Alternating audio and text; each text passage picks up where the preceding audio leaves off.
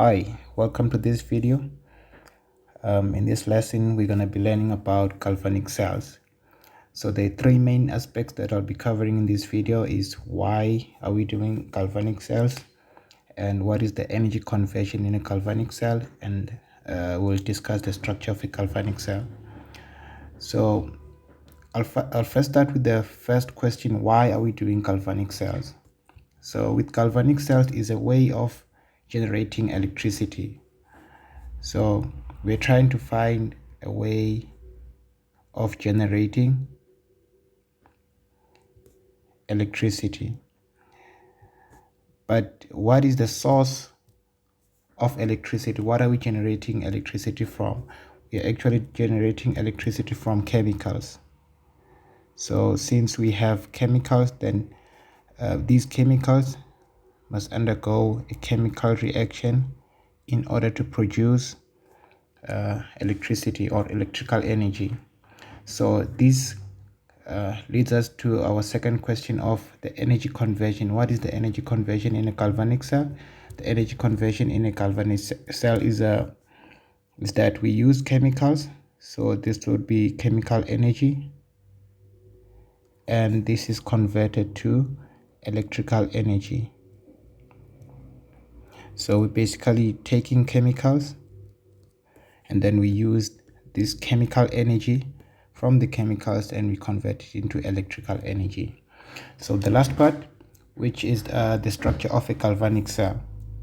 So if we look at the structure of a galvanic cell, we have two half cells.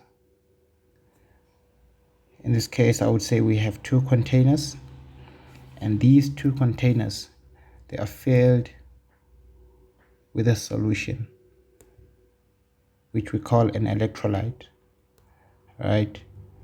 So what is an electrolyte? So by definition, an electrolyte is a solution that contains ions with positive ions and negative ions. So an electrolyte is a solution with ions, and it can conduct electricity. So the presence of these ions makes an electrolyte to be able to conduct electricity. And the second component is that we have two electrodes, or two metal electrodes.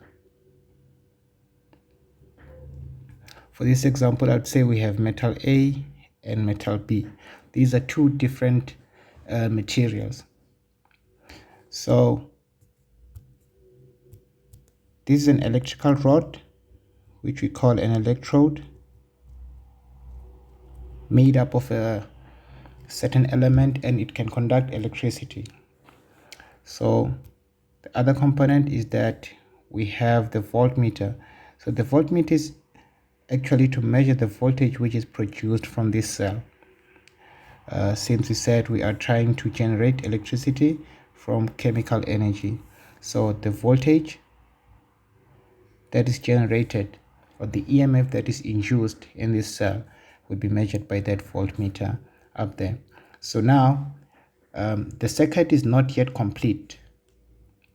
We still need a component to complete the circuit, which we called a salt bridge.